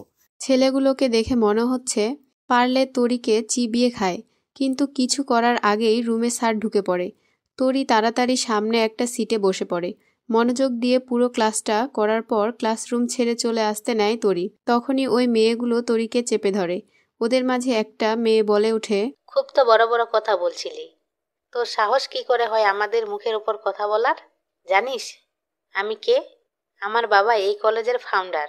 তোর কি হাল করতে পারি তা তোর জানা নেই। এখন চল, চুপচাপ ক্ষমা চা। তরি কিছু একটা ভেবে মেয়েটিকে সরি বলে রুম থেকে বেরিয়ে এলো। রূপ ওদের ড্রাইভারকে বলেছিল ওকে নিয়ে আসতে, তরিকে নিতে, তাই আগে থেকেই তরির জন্য গাড়ি এসে রয়েছে। তরি সকাল সকালেই বাড়ি ফিরে। সন্ধ্যায় বাড়ি ফেরার পর বাড়ির ভেতরে পুরোটা ফুল দিয়ে সাজানো দেখে রূপ অবাক। দেখা যায় রিশাদ সাহেব এইসব কিছুর দিক নির্দেশনা দিচ্ছেন। বাবার কাছে গিয়ে রূপ হাসি মুখে জিজ্ঞাসা করে, এসব কি হচ্ছে বাবা? কোনো পার্টি বা অন্য কোনো ফাংশন? আমি তো জানি না। আসলে ভাবলাম তোরির আর তোর বিষয়টা তো হলো, তাও আবার তুই ছিলি না, আর তোদের বিয়েটা পড়ানো বাকি ছিল, তাই আর কি আজ ভাবলাম বাকি কাজটা সেরে ফেলি। কিন্তু বাবা, তুমি তো চেয়েছিলে বিষয়টা পরে করতে, তাহলে হঠাৎ আজ? পরে কি হবে না হবে তার তো কোনো কিছুই বুঝতে পারি না, তাই না? তাই ভাবছি জলদি জলদি সব সেরে ফেলাটাই বুদ্ধিমানের কাজ হবে। ঠিক, কিন্তু তোরই জানে। আরে ওই কি? আরে ও তো জানে না, তবে তুই বল, সেটাই বেটার হবে। ওকে। এই বলে সিঁড়ি বেয়ে নিজের রুমে চলে যায় রূপ। দরজার নক করার পর ভেতর থেকে আওয়াজ আসে, জি আসুন। রুমে ঢুকে রূপ তরিকে বিছানায় বসে বই পড়া অবস্থায় পায়। আজকে ফুচকা আনেননি? সরি, একদম ভুলে গেছি। তবে হ্যাঁ, কাল শিওর নিয়ে আসবো। ও হ্যাঁ, নতুন কলেজ কেমন লাগলো? আর কলেজ থেকে কখন এসেছেন? অনেক ভালো লাগলো। আর বাড়ি ফিরেছি সে তো অনেক আগেই। বুঝলাম। আজ বাড়িতে কি হচ্ছে তা কি জানেন? কই না তো, কিছুই তো জানি না। রূপ এদিক ওদিক চোখ উল্টিয়ে সরাসরি বলে তরিকে, আজ আমার আর আপনার বিয়ে। বিয়ে? হ্যাঁ, আমাদের বিয়ে পড়ানো হবে আজকে। ও। এটুকু বলে আবারও চুপচাপ নিজের বই পড়ায় মন দিল তরি। রূপ তরির এমন রিয়াকশনে অবাক, কারণ ও ভেবেছিল তরি হয়তো আরও কিছু বলবে, কিন্তু না, আর একটাও কথা না বলে স্বাভাবিকভাবে বই পড়ে যাচ্ছে সে। রূপ অতশত না ভেবে ফ্রেশ হতে চলে গেল। রাত 8টার দিকে বিয়ে পড়ানোর জন্য কাজী এসে চৌধুরী ম্যানশনে পৌঁছালো। হালকা কিছু লোকজনের সমাগম হলো বাড়িতে। সাদা শার্টের ওপর কালো কোট ও কালো প্যান্ট রূপকে দারুণ লাগছে। নিজেকে পারফেক্ট লাগছে কিনা তা আয়নায় দেখছে রূপ। এর মাঝে ওয়াশরুম থেকে বেরিয়ে এলো তরি। লাল এবং কালোর মিশ্রণে একটা শাড়ি ও মাথায় কালো রঙের হিজাব। বেরিয়ে এসেই রূপের দিকে হাঁ করে তাকিয়ে আছে সে। আপনিও কালো পড়েছেন? বাহ। ও, হোয়াট এ কো ইনসিডেন্স। আমিও তো তাই ভাবছি। আচ্ছা, ভাবাভাবির পর্ব শেষ করুন, চলুন নিচে চলুন, নইলে বাবা আপনাকে কিছু না বললেও আমায় আস্ত রাখবে না। ঠিক আছে, চলুন। বিয়ের বাকি কাজ ভালোভাবেই শেষ হয়ে যায়। এরপর খাওয়া দাওয়া, হালকা গল্পগুজব করে সবাই চলে যান। নিজের রুমে এসে জামাকাপড় চেঞ্জ করে ক্লান্ত শরীর নিয়ে শুয়ে পড়ে রূপ। আজ অনেকটাই ক্লান্ত সে। রূপকে দেখে তরি বলে, এই যে আপনি তো আমার জায়গা নিয়েই শুয়ে পড়লেন। ঘুম ঘুম কণ্ঠে আস্তে রূপ বলে, আজ আর সেকশন আলাদা না করি, আমার খুব ঘুম পাচ্ছে। আপনি প্লিজ আজকের মতো অ্যাডজাস্ট করুন, কাল থেকে না হয় বর্ডার দিয়ে শুভ। তরি আর কিছু না বলে চেঞ্জ করে নেয়। এরপর বিছানার সামনে সোফায় গিয়ে নিজের ক্লাসের একটা বই খুলে বসে পড়ে। কিছু সময়ের মাঝেই রূপ গভীর ঘুমিয়ে বিভোর হয়ে যায়। বইয়ের পাতার ওপর থেকে চোখ তুলে রূপের দিকে তাকায় তরি। একটা মুচকি হেসে বইটা বন্ধ করে দিয়ে ধীর পায়ে রূপের মাথার কাছে গিয়ে বসে সে। ভালো করে পর্যবেক্ষণ করার পর সে দেখল আসলেই রূপ গভীর ঘুমে। এবার সে তার ডান হাতটা রূপের মাথার চুলে ডুবিয়ে দেয়। আস্তে আস্তে হাত বুলাতে থাকে রূপের মাথায়, আর মনে মনে হাজারো কথা বলতে থাকে সে। আপনি আমাকে যে বোকা বলেন, আপনি তো নিজেই বোকা, কিছু বোঝেন না। অবশ্য বোঝার মতো আমি তেমন কিছু করিও নি। আপনি যে কেমন তা আমি প্রথম দিনেই বুঝে গেছি, কিন্তু আমি কেমন তা আপনি হয়তো এখনো বোঝেননি। আমার অতটাও যোগ্যতা নেই যে আমি আপনার উপর নিজের রাগ ক্ষোভ উজাড় করব। আমি নিতান্তই একটা ছোট পরিবারের মেয়ে। আপনার মতো ছেলের সাথে বিয়ে হবে তা আমি কখনো স্বপ্নেও কল্পনা করতে পারিনি। জানেন, আপনি যতটা সুন্দর দেখতে তার থেকে হাজারো গুণ সুন্দর আপনার মন মানসিকতাও। আপনাকে যতটা দেখি ততটাই অবাক হই। আচ্ছা, আপনার ঠোঁটে সবসময় ওই হৃদয়ের কারণে হাসি কিভাবে থাকে বলবেন আমায়? আপনার হাসিটা যে দেখার জন্য আমি লুকিয়ে লুকিয়ে আপনার দিকে চেয়ে থাকি। জানেন, কাল রাতে একটু রাগ হয়েছিল আপনার উপর। আপনি যে আমায় জড়িয়ে ধরেছিলেন তা আমি টের পেয়েছিলাম। তবে আমার রাগ এই কারণে হয়েছিল যে সারা রাত আমার জন্য আপনি এত কষ্ট করলেন কেন? আমায় একটিবার ডাকতেও তো পারতেন। তাই তো আপনার সাথে সকালে অমনটা করেছিলাম। সেটার জন্য আপনার কাছে ক্ষমাও চাইছি। দয়া করে মাফ করে দিবেন। আজ অবশ্য বিয়ে পড়ানোর বিষয়টা আমিই বাবাকে বলেছিলাম। ভাবলাম বিয়ে তো বিয়েই, বাকি কেন থাকবে। আর হ্যাঁ, ইচ্ছে করেই শাড়িটা আপনার সাথে ম্যাচিং করে পরেছিলাম। আপনাকে আমি হয়তো এইসব কিছু মুখ ফুটে কখনো বলতে পারবো না, তবে আপনি যেদিন আপনার মনের কথাগুলো আমায় বলবেন সেদিন এমনিই বুঝে যাবেন সবকিছু। আমার তো এটাই মনে হয় আপনি আমার জীবনে পাওয়া সেই উপহার যা সারা জীবন ধরে আমার ঠোঁটে হাসি ফোটাতে পারবে। আপনি বললেন না আমার রূপের জন্য আপনি আমায় ডাকেন রূপের তরি, কিন্তু আমি তো নিজেকে আপনার তরি বলে ভাবি। পরদিন সকাল সকাল ঘুম থেকে উঠে তরিকে সোফায় শুয়ে থাকতে দেখে রূপ। একদম বাচ্চাদের মতো গুটিসুটি মেরে শুয়ে আছে সে। বিছানা ছেড়ে উঠে গিয়ে তরি হালকা নড়েচড়ে উঠলে হুড়মুড় করে সেখান থেকে দৌড়ে চলে যায় বাথরুমে গিয়েই দরজা আটকে দেয় সে। এদিকে তরি হেসেই চলেছে। আসলে ও না ঘুমিয়ে এইসব লক্ষ্য করছিল। ঘুম থেকে ওঠার ভান করে বাথরুমের দরজায় গিয়ে কড়া নাড়ে সে। ভেতর থেকে রূপ আওয়াজ দিয়ে বলে, ও, আপনি উঠে পড়েছেন, একটু অপেক্ষা করুন, আমি ফ্রেশ হয়ে আসছি। তরি দুষ্ট দুষ্ট হাসি দিচ্ছে। একটু পর রূপ বাথরুম থেকে বেরিয়ে এলে তরি জিজ্ঞাসা করে, আপনি কখন উঠলেন? বললেন না তো কিছু। এই তো মাত্রই উঠলাম। ও। রূপ পাশ কাটিয়ে চলে আসে। মনে মনে ভাবে, ইস রে, ধরা পড়ে গেলে তো আজ আবার বকুনি শুনতে হতো। অন্যদিকে তরি ভাবছে, ধ্যাত, আমি কেন ঘুমানোর ভান করে থাকলাম। যদি উনি থাকতেই চোখ খুলতাম তাহলে আর কাউকে কিছু বোঝাতে হতো না। খাওয়ার টেবিলে রিশাদ সাহেব তরিকে জিজ্ঞাসা করে বলল, তরি, হ্যাঁ বাবা। কলেজে কাল কোনো সমস্যা হয়েছিল? তরি ভাবছে কিছু বলবে কিনা, তার আগেই রিশাদ সাহেব আবারও বলে উঠল, সমস্যা হলেও চিন্তা করো না, আমি কলেজের প্রিন্সিপালের সাথে কথা বলেছি, কেউ তোমায় কিছু বলবে না। ঠিক আছে বাবা। এর মাঝে রূপ ও বলে ওঠে, বাবা আমরা ভাবছিলাম ওদের বাড়ি থেকে 2-3 দিনের জন্য ঘুরে আসি। আমিও তো যাইনি, আর এমনিতেও বিয়ের পরে নাকি কী সব রিচুয়াল থাকে। হ্যাঁ, সেটাও ভালোই হয়। তোরি, যাবে মা? বাড়ি যাওয়ার কথা শুনে খুশি হবে নাকি বেজার হবে ভেবে পাচ্ছে না, কারণ তরি খুশি হলেও ও বাড়ির কেউ তরিকে দেখে খুশি হবে না। ঠিক আছে বাবা। তাহলে রূপ, কবে যেতে চাস? আজ দুপুরের আগেই রওনা দেই, কারণ অনেকটা পথ যেহেতু যেতে হবে। ওকে, তাহলে তোরি, তোমাদের প্রয়োজনীয় সবকিছু প্যাক করে ফেলো। জি। ব্রেকফাস্ট শেষ করে রুমে আসে তরি। বিছানায় মন খারাপ করে বসে থাকা দেখে রূপ এসে ওর সামনে বসে। এই যে রূপের তরি, আপসেট কেন? নিশ্চুপ। আমায় বলতে পারেন? তরি রূপের চোখের দিকে তাকালে রূপ ওর চোখে জল দেখতে পায়। কিছুটা চিন্তার স্বরে বলে, কি হয়েছে আপনার?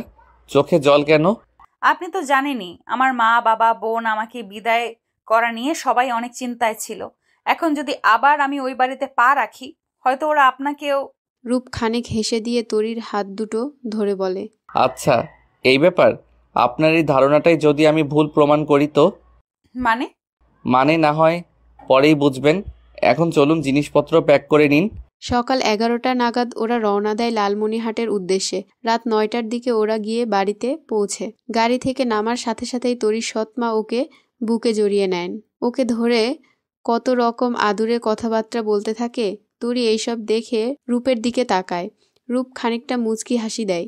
তরিও ওর দিকে তাকিয়ে হেসে দেয়। রূপকে সাদরে স্বাগতম জানায় ওর সৎমা। রাতে সবাই মিলে হাসি ঠাট্টা ও নানা রকমের গল্পগুজব করে। আগামীকাল ওদের দুজনকে উদ্দেশ্য করে বাড়িতে ছোটখাটো একটা খাওয়া দাওয়ার আয়োজন করেছে। পরের দিন সকালে একটু দেরি করে ঘুম থেকে উঠে তরি হাত মুখ ধোয়ার জন্য গোসলখানার দিকে এগোতে নিলেই পেছনের বারান্দা থেকে একটা মেয়ের হাসির আওয়াজ শুনতে পাওয়া যায়। হাসির আওয়াজটা ওর কাছে অচেনা লাগে না, তাই পেছনের বারান্দার সামনে গিয়ে দাঁড়ায় তরি এবং সেখানে হাসতে থাকা মেয়েটিকে দেখে তরি মাথা ঘুরে যায়। তুই কবে এলি? চিন্তিত মুখে তরি প্রশ্ন ছুড়ে দেয় মেয়েটির দিকে। কেন রে, আমি এসেছি বলে কি ভয় পাচ্ছিস? তোর জামাইয়ের সাথেও যদি হাসি ঠাট্টা করি এই ভয়ে? সুইটি আসলে তরির সৎ মায়ের বোনের মেয়ে। তরি ও সুইটি সমবয়সী হলেও সুইটি একটু অভদ্র টাইপের মেয়ে। বলতে গেলে ছেলেদের সাথে ফ্লার্ট করাটা ওর অভ্যাস। এই সূত্রে তরি ভয় পাচ্ছে রূপের সাথে যদিও আবল তাবল কিছু। না না, তা কেন ভাবতে যাব, এমনিতেই অনেকদিন পর দেখলাম তো তাই। ও, তা তোর জামাইকে তো দেখলাম না, এখনো ঘুমাচ্ছে নাকি? হ্যাঁ হ্যাঁ, ঘুমাচ্ছে। আচ্ছা, আমি হাত মুখ ধুয়ে আসি কেমন? তরি জলদি ওখান থেকে চলে আসে এবং ওর ঘরের দিকে পা বাড়ায়। ঘরে ঢুকে দেখে রূপ বিছানায় বসে আছে। দেখে মনে হচ্ছে মাত্রই ঘুম ভাঙল ওর। রূপের কাছে গিয়ে তরি জিজ্ঞাসা করে, আচ্ছা, আপনি তো ফ্রেশ হননি তাই না? চলুন একসাথে যাই, আমিও ফ্রেশ হইনি। একসাথে? হ্যাঁ চলুন না। তরি হঠাৎ করে কি হলো তা রূপ বুঝতে পারল না। তবে ও এটা ভাবছে তরি আর যাই হোক, আজ প্রথম নিজের ইচ্ছেই ওর হাত ধরেছে। খাওয়া দাওয়ার আয়োজন চলছে জোরদার। অনেকেই এসেছে তরিদের চেনা জানা। তরিও হালকা ব্যস্ত। সৎ মাকে সাহায্য করছে সে। অবশ্য এখন সৎ মা বললেও ভুল হবে, কারণ উনি একদম নিজের মায়ের মতো ব্যবহার করছেন তরির সাথে। একটা প্লেটে কয়েক রকমের মিষ্টি সাজিয়ে তরির হাতে ধরিয়ে দেন উনি এবং বললেন, জামাই সে কখন সকালে খেয়েছে, যা গিয়ে দিয়ে আয়। কি মনে করবে দেখ, আমিও তো ভুলেই গেছিলাম। তরি হাসি মুখে প্লেটটা নিয়ে ঘরে ঢুকে, কিন্তু সেখানে পায় না রূপকে। না পেয়ে এদিক ওদিক খুঁজতে থাকে তরি।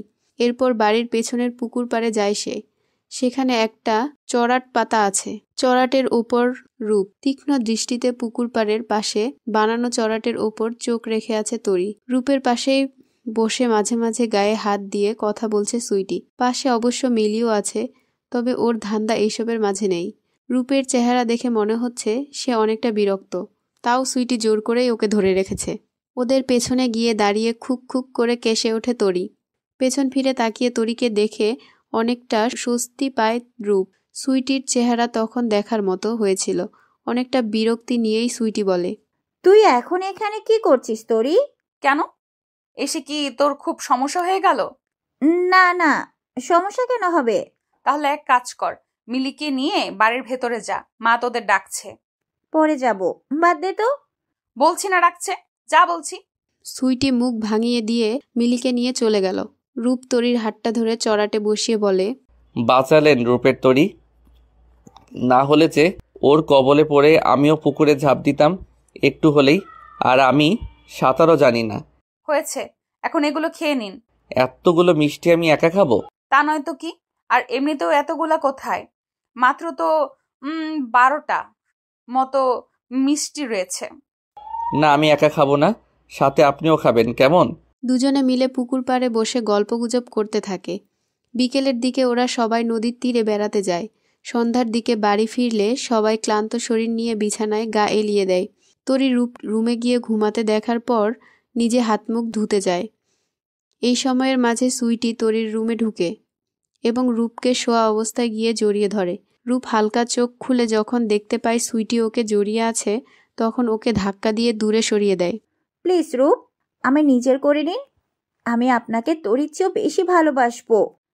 আপনাকে প্রচন্ড ভালোবেসে ফেলেছি যে। Sweetie, don't cross your limit.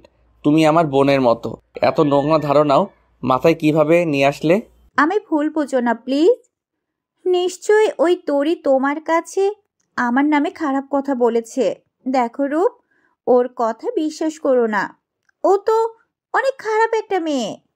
তুমি আমায় বিয়ে করে নাও। এসব কথার পরই একটা থাপ্পড়ের আওয়াজ শোনা যায়। রূপ সামনে তাকায়, দেখে সুইটির গাল ধরে দাঁড়িয়ে আছে এবং পাশেই অগ্নিচক্ষু দৃষ্টিতে তাকিয়ে আছে তরি। তরি বলতে শুরু করে, আমি কল্পনাও করতে পারিনি তুই এতটা নিচে নামতে পারবি কখনো। বোনের স্বামীর সাথে এমন নোংরামি করতে তোর একটুও মনে বাঁধলো না? তোকে তো আজ উচিত শিক্ষা দিতে হবে। চল খালার কাছে, তোর সব কুকীর্তির কথা বলবো। সুইটি এখন বাঁচার আর কোনো উপায় না পেয়ে তরির পা চেপে ধরে। তরি বোন আমার, ভুল হয়ে গেছে, এবারের মতো মাফ করে দে। তোর পায়ে ধরি, প্লিজ আমায় মাফ করে দে। আমি আর জীবনে কারোর সাথে এমন কিচ্ছু করব না। তোকে তো শাস্তি দিতেই হবে, না হলে তুই কখনো শুধরাবি না। তরি প্লিজ এভাবে বলিস না। আমি কথা দিচ্ছি তোকে, আমি আর কখনো এমন করব না। আমায় ক্ষমা করে দে বোন, প্লিজ। তরি, ও যখন বলছে মাফ করে দিন, আমার মনে হয় বাড়ির কাউকে এ ব্যাপারে না বলাটাই ভালো হবে। বললে সবাই এমনিতেই নানান রকম চিন্তা করবেন। তরি রূপের কথা মতো সুইটিকে যেতে দেয়।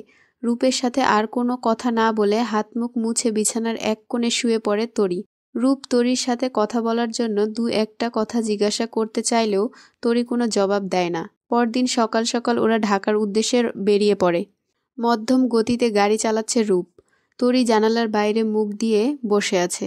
ওদের দুজনই অনেক কিছু চিন্তা ভাবনা করছে, তবে ওদের চিন্তাটা একই বিষয় নিয়েই।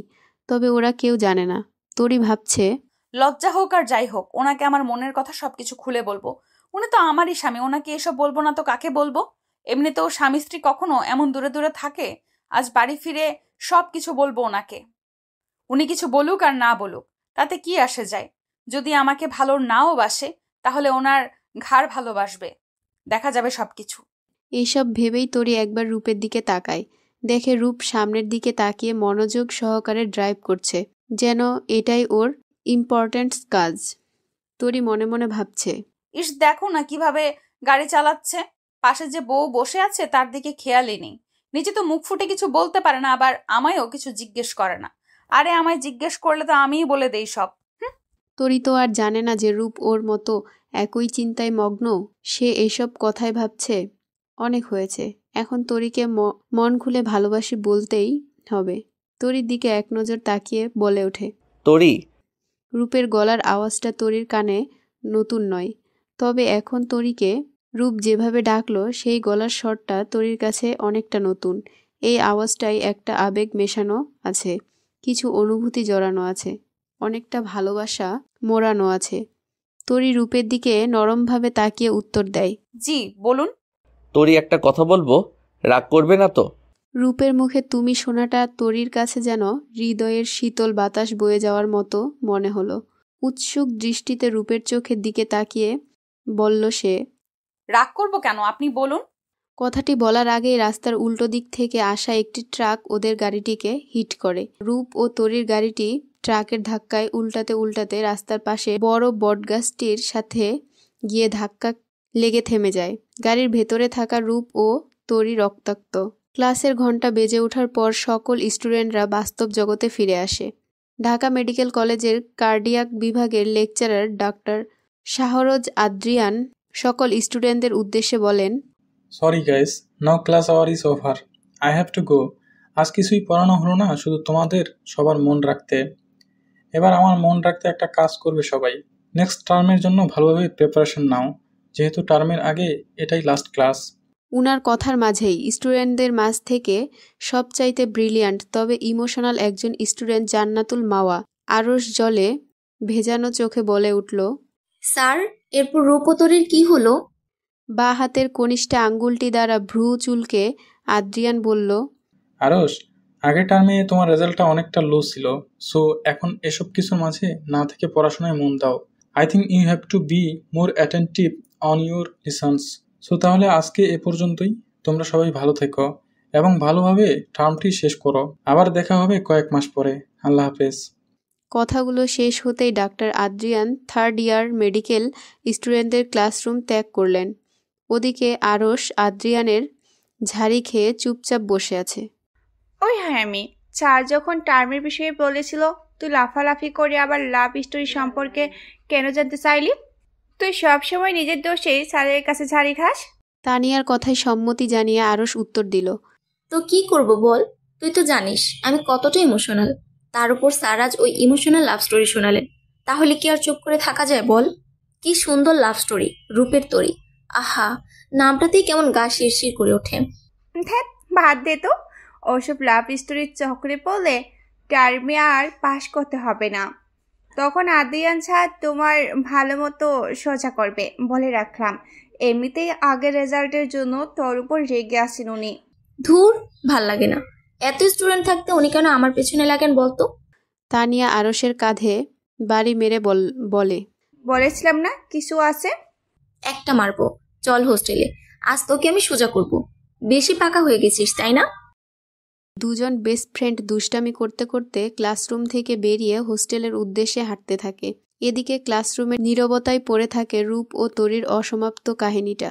না, এ কাহিনী যে অসমাপ্ত হবার নয়, আরও কিছু দূর যে যেতে হবে, আরও কয়েকটা পৃষ্ঠা উল্টাতে হবে স্মৃতির পাতা থেকে, তবেই না পূর্ণ হবে রূপ ও তরির গল্প। এক নাগারে ফোনের রিং বেজেই চলেছে। রাত্রি 11টার সময় সাধারণত আদ্রিয়ান ডিনার করে।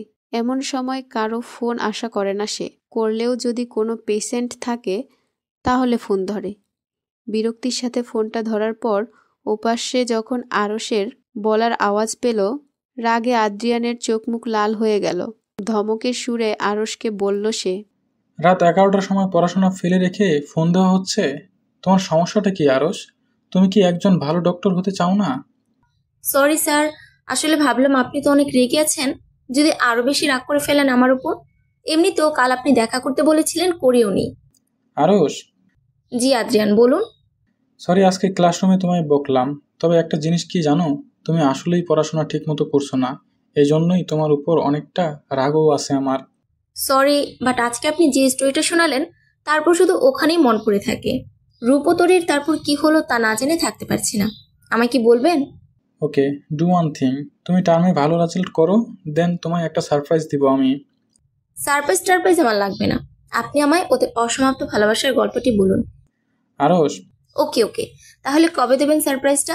সারপ্রাইজটা তখনই পাবে যখন তুমি এক্সামে ভালো রেজাল্ট করবে, so be prepared for your term. Okay, তাহলে রাখি। আদ্রিয়ান ও আরশ দুজনে এখানে লাভ বার্ডস এর মতন। ওরা দুজনেই দুজনকে পছন্দ করে। ওদের প্ল্যান আছে আরশের মেডিকেল লাইফ শেষ হওয়ার পরই দুজনে বিয়ে করবে। আজ সকালে যখন আদ্রিয়ান ক্লাসে ঢুকলো, সব স্টুডেন্টদের আগে থেকেই প্ল্যান ছিল আজ ক্লাস করবে না, তাই আদ্রিয়ানকে সবাই ঝেঁকে ধরে বসে কোনো একটা গল্প শুনবে। সেই থেকে আদ্রিয়ান রূপ ও তরির এই গল্পটি ওদের মাঝে তুলে ধরে। যদিও এটা গল্প নয়, এটি গল্প হলেও সত্য। 2 মাসের মাথায় গিয়ে টার্ম শুরু হয়। এ 2 মাস আরস প্রচণ্ড মন দিয়ে পড়াশোনা করে। এমনিতেও সব কিছু ওর পড়াই ছিল, শুধু রিভিশন দিয়ে পড়াগুলো আবার ক্লিয়ার করে নিল সে। অনেক ভালোভাবে আরসের টার্ম শেষ হলো। এবার নিশ্চিত সে টপ করবে। রেজাল্টের দিন আরস টেনশনে ছিল প্রচুর। এ কারণে নয় যে কি রেজাল্ট হবে, এই কারণে যে সারপ্রাইজটা কি হতে চলেছে। রেজাল্ট আসলো। হ্যাঁ, সত্যিই আরস টপ করেছে। সব ফ্রেন্ডরা ওকে নিয়ে মাতামাতি করছে, তবে আরস অন্য চিন্তায় বিভোর। তানিয়া ওকে ধাক্কা দিয়ে বলে, কি রে, কি চিন্তা করছিস? নে, এবার তো টপ করলি। আদ্রিয়ান ছাড় তো আর কিছু বলবে না তোকে? আরস মনে মনে ভাবছে, তোকে কি করে বলে আজ যে একটা সারপ্রাইজ পাওয়ার কথা, তবে সেটা যে কি হবে তা ভেবেই আমার অবস্থা খারাপ হয়ে যাচ্ছে। এর মাঝে আরসের ফোনে টুং করে শব্দ হয়ে একটা মেসেজ আসলো। মেসেজটা আদ্রিয়ানের এবং তাতে লেখা আছে 5 মিনিটের মধ্যে পার্কিং স্পেসে দেখা করো। তানিয়াকে হোস্টেলে যেতে বলে দৌড়ে চলে যায় গাড়ির পার্কিং স্পেসের দিকে। সেখানে গিয়ে আদ্রিয়ান হাসি মুখে হাতে হাত গুজে দাঁড়িয়ে আছে। আদ্রিয়ানের বর্ণনা দেই একটু। 5 ফুট 9 ইঞ্চি লম্বা ও ধবধবে ফর্সা গায়ের রং, গালে হালকা খোঁচা খোঁচা দাড়ি, চুলগুলো স্পাইক করা, চোখের পাপড়িগুলো অনেকটা ঘন এবং চোখের মণি একটু বাদামি রঙের। অন্যদিকে আরস বলা চলে একটা চলতে ফিরতে পরি। এমনটা সুন্দরী ঠিক ততটাই চঞ্চল, যেমনটা সুন্দরী ঠিক ততটাই চঞ্চল, সাথে প্রচণ্ড মেধাবী। আরস সেকেন্ড ইয়ারের প্রথম দিকে থাকাকালীন আদ্রিয়ান ওকে প্রপোজ করে। যেহেতু স্যার, তাই মুখের ওপরেই হ্যাঁ বলতে পারছিল না আরস। কিছুদিন সময় নিয়ে চিঠির মাধ্যমে জানিয়ে দেয় সে। হাঁপাতে হাঁপাতে আরস যখন আদ্রিয়ানের সামনে গিয়ে দাঁড়ায়, আদ্রিয়ান খানিক হেসে দিয়ে বলে, দৌড়ে আসার কি দরকার ছিল? হেঁটে আসলেই তো পারতে। না মানে, আপনি বলেছিলেন 5 মিনিটের মাঝে আসার কথা, তাই ভাবলাম যদি আমি আবারও বকে দেই। না না, সেটা নয়। সেটা কি? অন্যটা তা না হয় পরে বুঝবো। এখন গাড়িতে উঠো। কোথায় যাচ্ছ কি না যাচ্ছ এমন কোনো প্রশ্ন করতে পারবে না, ওকে? কিন্তু বলবেন তো। চুপচাপ গাড়িতে বসো। আরস আর কথা না বাড়িয়ে গাড়িতে উঠে বসে। আরসের চুপ হয়ে যাওয়া দেখে আদ্রিয়ান লুকিয়ে হেসে দেয়। এরপর সেও গাড়িতে ওঠে। গাড়ি স্টার্ট করে চলতে থাকে আদ্রিয়ানের উদ্দেশ্যের দিকে। আদ্রিয়ান গাড়িটি এয়ারপোর্টের সামনে এসে দাঁড় করায়। এয়ারপোর্টে কেন এলাম আমরা? বিদেশে বেড়াতে যাচ্ছি নাকি? বলেছি না চুপচাপ থাকো। ওকে। এভাবে সারাদিন গাড়িতেই বসে থাকবে নাকি? বের হও। ও, হচ্ছে তো। গাড়ি থেকে বের হয় আদ্রিয়ান আরসের হাত ধরে হাঁটা শুরু করে। এয়ারপোর্টের ভেতরে ঢুকে আরসকে এক জায়গায় বসিয়ে দিয়ে আদ্রিয়ান রো এরিয়ার দিকে চলে যায়। একটি ফ্লাইট সম্পর্কে জিজ্ঞাসাবাদ করার পর আরসের পাশে এসে বসে। আরস এখনও চুপচাপ বসে আছে। আরসকে চুপ থাকতে দেখে আদ্রিয়ান বলে, চুপ করে আসো যে? আপনি তো কথা বলতে বারণ করলেন। ও, সো সরি। কিন্তু এখন তো কথা বলো। আপনি কি সারপ্রাইজ দিতে চান একটু বলুন তো? আমার মাথায় তো কিছুই আসছে না। আমরা এয়ারপোর্টে বা কেন এলাম? সব প্রশ্নের জবাব পাবে। Just wait and watch. আর কতক্ষণ? Only 10 minutes. ঠিক আছে। 10 মিনিট পরে ইউকে থেকে আসা এয়ারক্রাফট বাংলাদেশে ল্যান্ড করে। আদ্রিয়ানের চোখ সামনের দিকে। কখন ওনারা আসবেন? তাদের ছাড়া আদ্রিয়ান অসম্পূর্ণ। হঠাৎ আদ্রিয়ানের দৃষ্টি সামনেই থেমে গেল। আরস ওর চোখের দিকে অনুসরণ করে সামনের দিকে তাকাতে দেখতে পায় এক মধ্যবয়সী কাপল ওদের দিকে হাসি মুখে তাকিয়ে এগিয়ে আসছে। আদ্রিয়ান দৌড়ে গিয়ে ওনাদের জড়িয়ে ধরে। আরস শুধু দূর থেকে দেখে যাচ্ছে আদ্রিয়ান এতটা হাসি মুখে আছে যেন সব সুখ ও পেয়েছে। মহিলাটি একবার আরসের দিকে তাকিয়ে আবার আদ্রিয়ানের দিকে তাকায়। এরপর ওই আদ্রিয়ানের পিঠে আলতো একটা ঘুষি দেয়। এরপর 3 জন মিলে আরসের দিকে এগিয়ে আসতে থাকে। আরস ওনাদের এগিয়ে আসতে দেখে উঠে দাঁড়ায়। মহিলাটি আরসকে কাছ থেকে দেখে আদ্রিয়ানকে বলে, যতটা বলেছিলি তার চেয়েও বেশি সুন্দর ও মিষ্টি মেয়ে দেখছি।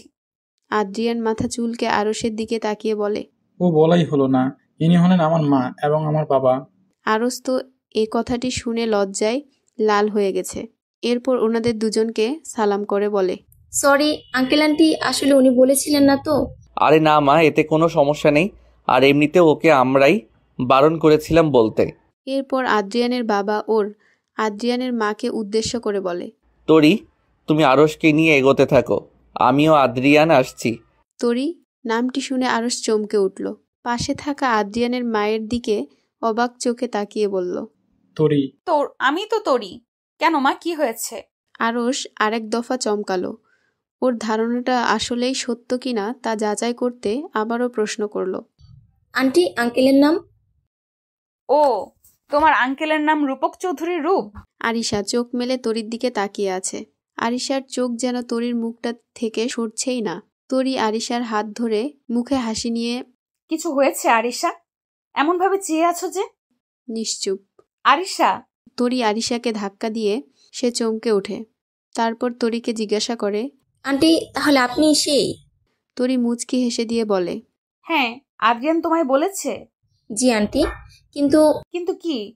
আপনাদের অ্যাক্সিডেন্টের পর কি ঘটেছিল? আচ্ছা, সবকিছু কি এয়ারপোর্টে দাঁড়িয়েই শুনবে? চলো বাড়িতে পৌঁছে গল্প করি। গাড়ি করে ওনারা চৌধুরী ম্যানশনের দিকে রওনা দেয়। রূপ ও তরি আসলে লন্ডনে ছুটি কাটাতে গিয়েছিল। দুজনের প্রচুর ব্যস্ততার মাঝে থাকতে হয়, তাই এবার ছুটিতে আদ্রিয়ান ওদের 1 মাসের ছুটিতে বাইরে পাঠিয়েছিল। চলুন আরেকবার অতীতে ফিরে যায়। 4 মাস পর আজ তরি চোখ খুলল। অ্যাক্সিডেন্টের পর রূপ ও তরি দুজনেই প্রচুর পরিমাণে জখম হয়েছিল। অবশ্য রূপের চেয়ে তরির অবস্থায় বেশি ক্রিটিক্যাল হয়েছিল, কারণ রূপ সিট বেল্ট পরলেও তরি পরেছিল না। এতে করে ট্রাকের ধাক্কা লাগায় পরপরই ওর মাথাটা গাড়ির জানালার পাশে বাড়ি খায়। দীর্ঘ 4 মাস কোমায় থাকার পর আজ একটু হলেও এদিক ওদিক চোখ বুলাচ্ছে তরি। রূপ 1 মাসের মাঝেই রিকভার করলেও তরির চিন্তায় প্রায় অসুস্থ হয়ে পড়ত। তরির চিন্তায় সারাদিন জায়নামাজে বসে কান্নাকাটি করত, খাওয়া দাওয়া ঠিকমতো করতো না। তরির জ্ঞান ফিরলে সামনে সবাইকে দেখতে পায়, বাবা, মা, বোন, শ্বশুর, কিন্তু ওর চোখ খুঁজছে রূপকে। একজন নার্স রূপকে খবর দেয় তরির জ্ঞান ফেরার বিষয়ে। ডাক্তারের সাথে তরির বিষয়ে আলোচনা করছিল সে। এ খবর শুনে দৌড়ে চলে আসে তরির কাছে। পাশে বসে তরির হাতটি নিজের হাতের মাঝে গুটিয়ে নেয় রূপ। কথা না বলে শুধু চোখের জল ঝরাতে থাকে সে। তরিকে এতদিন এমন অবস্থায় দেখে বাঁচার ইচ্ছেই হারিয়ে ফেলেছিল রূপ। কিছুদিন পর হসপিটাল থেকে তরিকে রিলিজ করে দিলে ওর সমস্ত কিছুর দেখাশোনার জন্য রূপ হসপিটালে যাওয়া বন্ধ করে দেয়। 1 মাসের মতো সময়ের রূপ তরির রিকভারির জন্য দিনরাত 24 ঘন্টা ওর সেবায় লেগে থাকে। 1 মাস পর তরি অনেকটা সুস্থ হয়ে ওঠে, তবে পুরোপুরি নয়। কলেজে যেতে চাইলে রূপ বারণ করে, তাই বাড়িতেই পড়াশোনা শুরু করে সে। মাথায়ও পায়ে বেশি আঘাত লেগেছিল, তাই পুরোপুরিভাবে সুস্থ হতে 1 বছরের মতো সময় লেগে যায়। এর পরপরই ওর এইচএসসি এক্সাম এগিয়ে আসে এবং সব পরীক্ষা ভালোভাবেই সম্পূর্ণ হয়। এতদিনে তরি ও রূপের বন্ধুত্বপূর্ণ হলেও ওদের মাঝে কোনো স্বামী স্ত্রীর সম্পর্ক গড়ে ওঠেনি। রূপ চেয়েছিল তরির এইচএসসি এক্সাম শেষ করে কোথাও চান্স নিক, তারপর সব দেখা যাবে। সেই হিসেবে ভার্সিটি প্রিপারেশন নিয়ে অ্যাডমিশন দেয় তরি। অ্যাডমিশনের রেজাল্টের দিন দুপুরে তরি বারবার রুমে এদিক থেকে ওদিক যাচ্ছে। কি হবে এই টেনশনে ও ঘেমে উঠেছে। যদিও রুমে এসি চলছে। একটু পর রিশাদ চৌধুরী গম্ভীর মুখ করে তরির রুমে আসেন। তুমি কি এক্সাম ঠিকমতো দিয়েছিলে? এ কথা শুনে তরির টেনশন আরো বেড়ে যায়। না জানি কি হয়েছে। কেন বাবা, আমি চান্স পাইনি? তরি, কই রে তোরা? মিষ্টির প্যাকেটটা নিয়ে আয়। তরি চমকে উঠে হাসি মুখে বলে, বাবা আমি।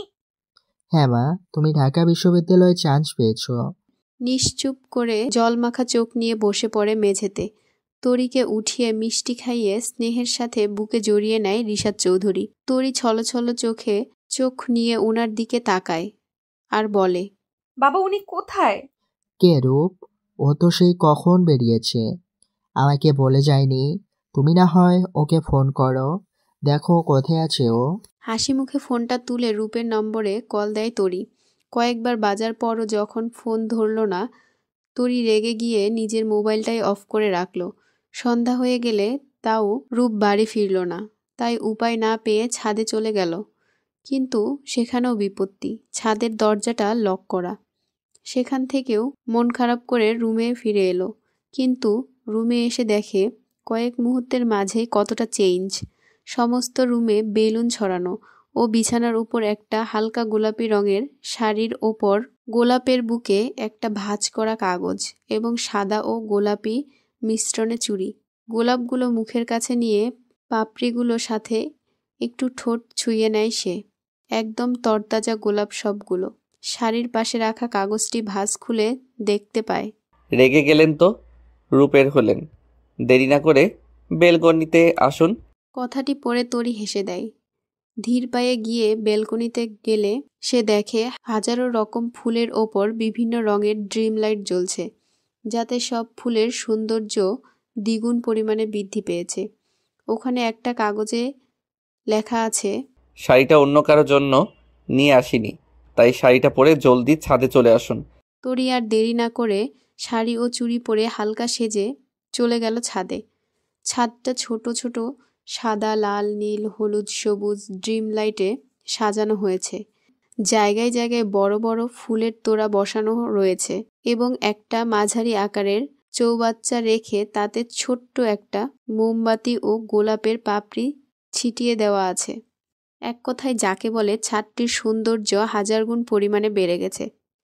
তরি ছাদের যে জায়গায় দাঁড়িয়ে আছে তার পেছনে বসে কেউ একজন বলে ওঠে, কিছু কথা বলবো, মন দিয়ে শুনো।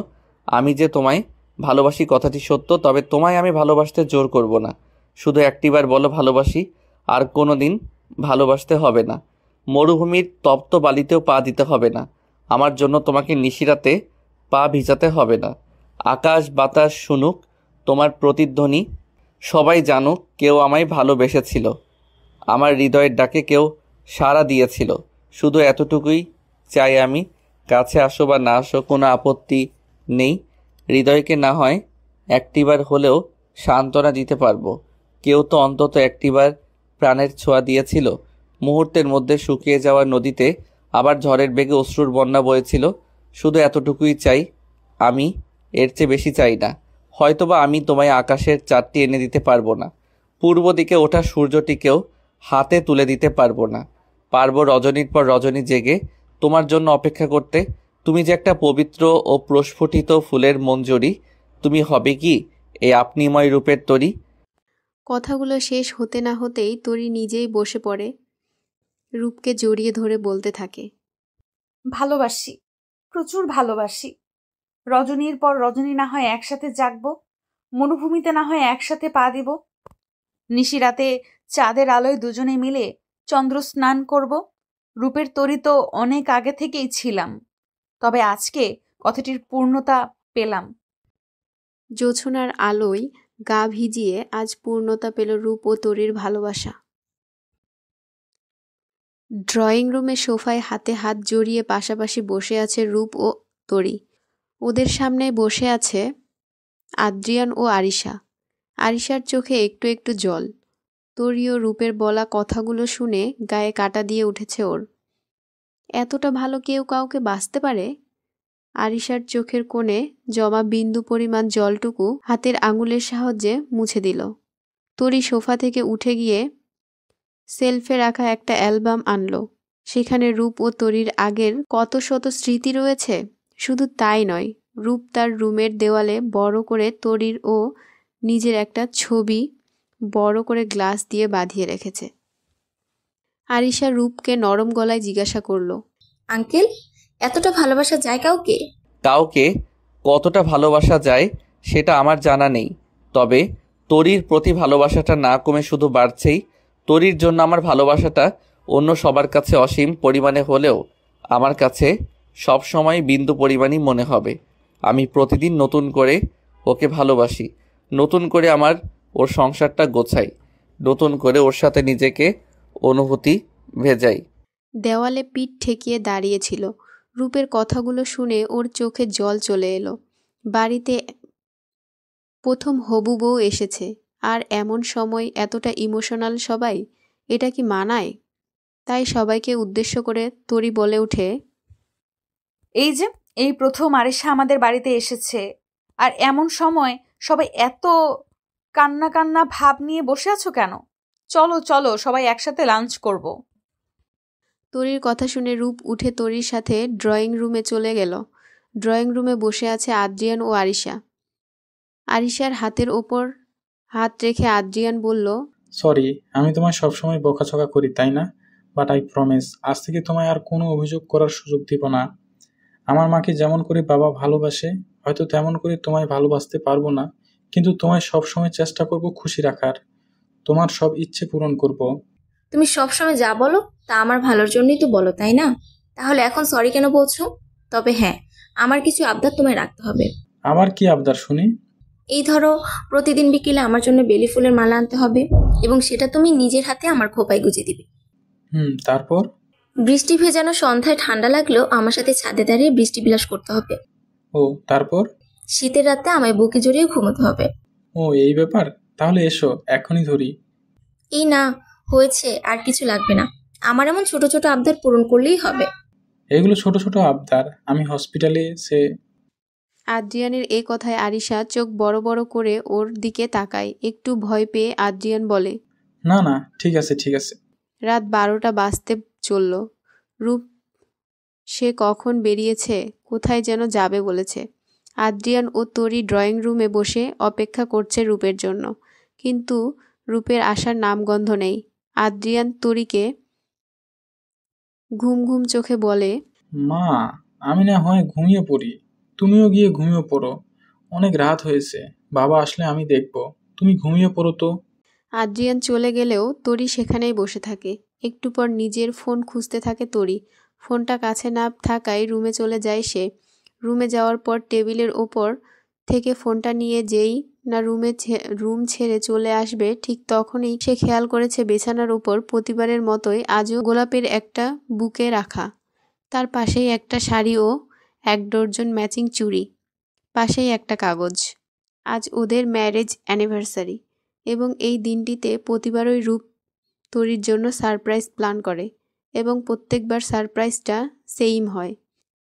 এবার আর ভুল না করে শাড়িটি পরেই ব্যালকনিতে যায় সে। সেখানে প্রতিবারের মতোই অনেক রকমের ফুল এবং তার মাঝে আরেকটি কাগজ যেখানে লেখা, আজ তোমায় শাড়ি পরতে বলবো না, কারণ আমি জানি তুমি শাড়িটি পরেই এই কাগজটি পড়ছো, তাই দেরি না করে ছাদে চলে এসো। তরি আবারও হেসে দেয়। সোজা চলে যায় ছাদে। একই সাজ, একই লাইটিং, সব কিছু একই রকম আছে, কিন্তু ভালোবাসাটা একই রকম নেই ওদের মাঝে। সেটা যে শতগুণ পরিমাণে বেড়ে গেছে। আজ আবারও তরির পেছনে থেকে হাঁটু গেড়ে বসে আছে রূপ। আজ আবারও বলতে চায় নিজের মনের কথা, কিন্তু প্রতিবারের মতো আজও তরি রূপকে বলতে দিল না। তার আগেই রূপকে জড়িয়ে ধরে বলে ফেলল, বলতে হবে না, আমি তো আপনারই। আমি তো রূপের তরি, যা আগেও ছিলাম, এখন আছি এবং সারা জীবন থাকবো। রূপ নিজের ভালোবাসার আবেশে আবারও শক্ত করে জড়িয়ে ধরল তরিকে।